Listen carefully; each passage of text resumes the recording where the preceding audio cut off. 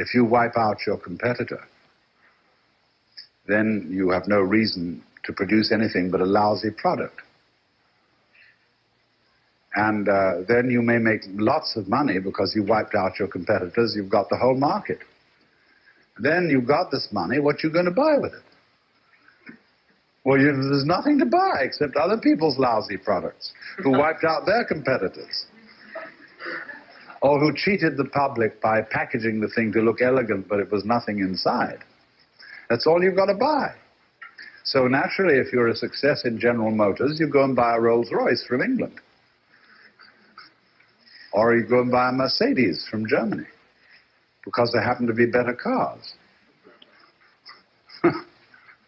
So you see, there's something always self-defeating in these attempts to succeed.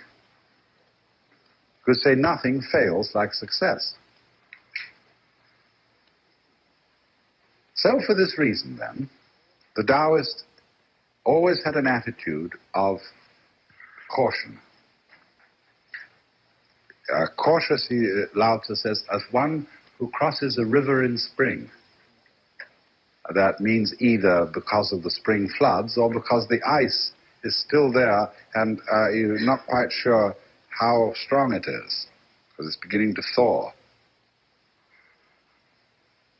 So, what the Taoist tries to develop is a sensibility to the situation. He tries to feel out intuitively what kind of action is required under these circumstances, because he feels that he can never discover it analytically with his conscious attention alone. Well, now, to talk in modern Western terms about how this is done, we must realize, of course, that we are equipped inside our heads with an absolutely fantastic thing called the brain. With its millions and millions of neuron cells, it is, as it were, the most amazing computer ever devised. Basic to the Taoist attitude to life is that you have that within you, and you may, if you don't know anything about brains very much, call it intuition or something of that kind. But you have within you the most amazing logical analyzer that exists in the known world. And the point is to get it to work for you. And instead of trying with conscious attention alone, which can only think of about 3 things at a time without using a pencil, that is to say, keep 3 variables in mind at once. Very few people can do 4 without using a pencil. You can do 4 if you're a trained musician, where you're playing 4 different lines of a fugue, say. You're keeping 4 variables in mind at once. With an organist, you can go from 4 to 6 because you've got your 2 feet, and they're playing too. But that requires a high amount of training to be able, with conscious attention, to keep these many variables in mind. But the world around us has infinitely many variables going in it. And you can reason out something with your conscious verbal thinking. Say you want to make a contract in business, and you figure out how to make it, whether it will be a good contract, whether it will work, etc., etc. And you think of all these things and write them down, and you make the contract, and you think that's fine. But one of the variables that you couldn't possibly include in the contract was that your partner would slip on a banana skin and break his neck. All sorts of things. I mean, the contract might make provisions in it if your lawyer was thoughtful for what was to be done under the case of the disability of any of the parties thereto, etc. But eventually there are so many possibilities that can occur that you cannot think of them all. So then the question arises, is it within the power of the human brain to comprehend, because of its immense complexity, in a kind of un- or subconscious way, what the surface consciousness can never grasp. And the Taoist would say, certainly it can.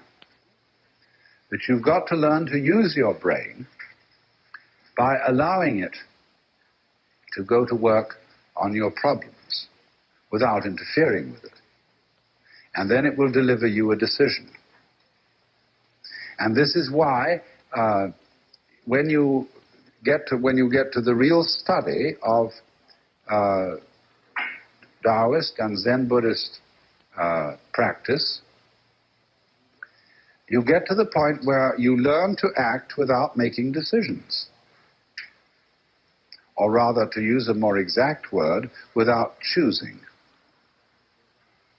Krishnamurti talks a great deal about being choicelessly aware. And he says freedom is precisely the state of not having to choose. Now that sounds quite paradoxical, because we're always talking about freedom of choice. But choice is not a form of freedom in the sense of the word. What is choice in the sense of the word? Choice is the act of hesitation that we make before making a decision. It is a mental wobbling. You know, some people, when they take up a pen to write, they don't just write, but they jiggle the pen around indecisively like this and then start writing. Or a person comes into a room and wonders who to talk to and sort of is in doubt, you see. In that moment, he's choosing. Whereas a person who comes into a room and decides who to approach, he doesn't wait to choose. We say he is decisive, but that's a funny saying, because it means he doesn't stop to decide.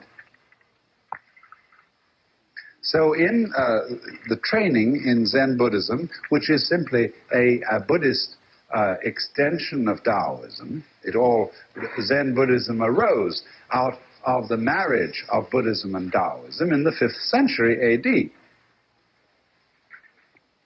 and over the following centuries. So they have a way of training you so that you always act without choosing. For example, there was one day a leaky roof, and there were a couple of monks attending the Zen master, and he said, "The roof is leaking." One monk disappeared and came back instantly with a sieve and put it under the drips.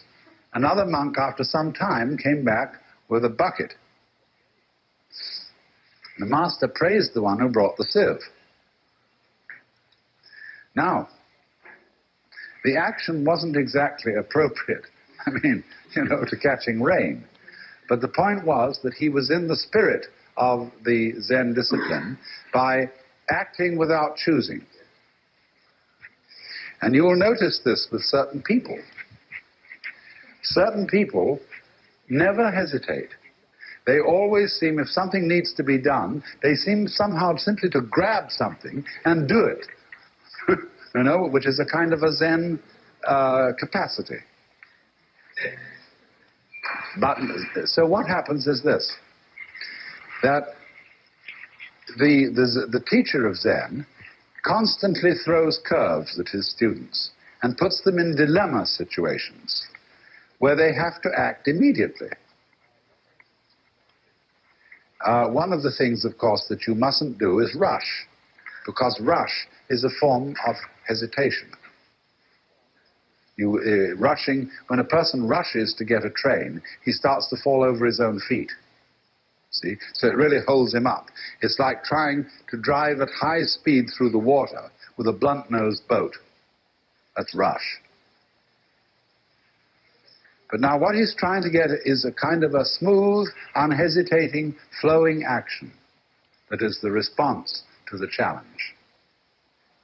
And it must be done with what is called another use of this word, mu.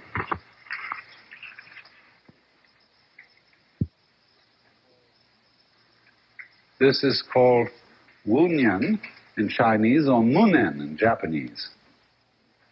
And this word, nen, is composed of the character meaning now and the character meaning mind, heart, shin. And so it has the meaning of a thought, but especially for us, it is well translated by the psychological term blocking. You're blocking, you say to someone, when they hesitate, when they dither, when they stop to choose. So the attitude of Munan, or Wunyan, is the unblocked mind, where it doesn't hesitate ever. Just as the river doesn't hesitate when it flows, and just when you clap your hands, the sound comes out without hesitation. And when the moon rises, the water doesn't wait to reflect it. It reflects it instantly. So that instant reflection, or it's a kind of resonance, is what is looked for as a response of the individual to his environment. And he does this to the degree that he knows himself to be one with his environment. Then his capacity for response increases in according to the way in which he feels that he is simply all of a piece with it and not something that is in it and with a barrier around him through which messages have to get, and then the decisions have to be made up and sent out. So then, you could say that a kind of extremely subtle sensory awareness has to be developed as between the individual and his environment, so that he feels it out. Now, today, this sort of talk is very unpopular, because scientifically minded people, especially academic scientists, those who teach in universities, are exceedingly suspicious of intuitive reactions. They say, oh, well, you can get into all sorts of trouble that way. But the thing that they neglect to realize is that everybody uses it. Even the most meticulously careful, analytical, rigorous, sound scientist uses intuitive judgment after a certain point. Why? Because you may accumulate data forever, and you may decide that this is, on the whole, and taking all due things into consideration and procedures having been worked out, that this is the right thing to do. Why do you decide then? Mostly because time's up, and somebody's pressing for a decision, or else you are bored to death with bringing in data, because you never know how much data you need to make a certain decision, and therefore you may go on collecting data till all is blue, but in the last analysis you'll work on hunch. And so much is actually in the end decided by flipping coins. And the pity of flipping coins for making decisions gives you only two choices, heads or tails, one way or the other. The Chinese have a more subtle way of flipping coins. They have a method of a 64-sided coin to flip, so that instead of just heads or tails, there are 64 possibilities of coming to a decision when you don't know what to do. This is called the I Ching, or the Book of Changes, where the symbols of yang and yin, that is to say, for yang, a straight line, undivided; for yin, a line broken in the middle. There are 64 ways of combining 6 of these lines in a hexagram. And so there is a complex method when you have to make a grave decision for tossing. You do it by tossing sticks or coins, and it gives you one of these 64 figures. Now, if you are very wise and have studied the Book of Change for a long time, you don't need to use the book. You just look at what the figure is, and you can tell what it means. Because you see, these figures are made up of each 6 hexagram figure is made up of 2 threefold components. That has 2 components, of which this one is water, and this one is heaven. So you will have water over heaven. And a person very skilled in the interpretation will feel out the meaning of water over heaven. But actually, if you're not so skilled, there is the book.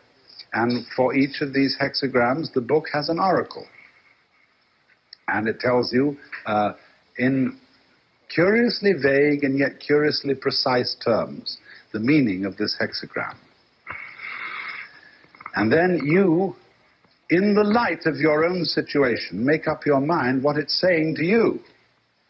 In the light of the problem that you've raised, the question that you've asked, the decision that you had to make, you will find invariably that these 64 choices are one of them, or indeed all of them. But you have to pick one of them because you are, after all, tossing a coin. But it has some peculiarly appropriate thing to say to you under your circumstances, and it's just like having a conversation with a very, very wise old gentleman. And you must realize that today in Asia, this book is still widely used for making business and political decisions, although people who are westernized wouldn't let on, perhaps, that they use it. And so anybody who does politics or does business with Asia should be completely versed in this book to know what sort of thinking, what sort of approach might be expected under any circumstances. If you could ever find out what hexagram had fallen when a certain politician had made a decision, it would be immensely enlightening as to his future course of action. In the same way, for example, in dealing with Hitler, our strategists, I don't know if they did, should have been students of astrology, because he was always consulting astrologers. And therefore, astrology would be much more easy to penetrate than the I Ching, because you could know Hitler is looking all the time at his own horoscope. Well, we have access to Hitler's horoscope, and so we know what he's thinking about it. But you don't have access to what hexagram Mao Zedong threw when he decided to do something or other. So it's a little bit more subtle. Well then, I'm making the point then that our scientists are very suspicious of the intuitive judgment. But nevertheless, they all use it in the end. And so it has made this suspicion that science has of intuitive judgment has filtered down to the average person in terms of a mistrust of his own intuitions, of the marvelous analytical powers of his own brain. And so we are always in a dither of doubt as to whether we're behaving the right way, doing the right thing, and so on and so forth, and lack a certain kind of self-confidence. And if you see you lack self-confidence, you will make mistakes through sheer fumbling. If you do have self-confidence, you may get away with doing entirely the wrong thing. The British have an enormous degree of self-confidence. They know they're right, and they don't even question it. There are certain kinds of British types who are absolutely, their aplomb is unbelievable. And you can't shake them. They wouldn't dream of it. They're not even defending themselves. They know they're so right. And therefore they can allow any kind of political revolution, total free speech. All sorts of things can go on, which make Americans very nervous because Americans don't have the same degree of aplomb. They're not quite sure, you see. When you're an aristocrat and you've been brought up for generations in the right schools, and there's never any doubt whatsoever, you don't even have to mention the fact that you're an aristocrat. See? I mean, that's why aristocrats know how to treat servants. But they never take it out on their servants in the sense of having to emphasize their own superiority. Because they know they're superior. They don't even question it. See? Well, this is an extraordinary kind of nerve that they've built up. And so the only way, you know, you can do this is, first of all, in Zen practice, the thing that you have to understand is this. You have to regard yourself as a cloud in the flesh. Because, you see, clouds never make mistakes. Did you ever see a cloud that was misshapen? Did you ever see a badly designed wave? No, they always do the right thing. Now, so as a matter of fact do we, because we are natural beings, just like clouds and waves. Only we have complicated games which cause us to doubt ourselves. But if you will treat yourself for a while as a cloud or wave and realize that you can't make a mistake, whatever you do, because even if you do something that seems to be totally disastrous, it'll all come out in the wash somehow or other.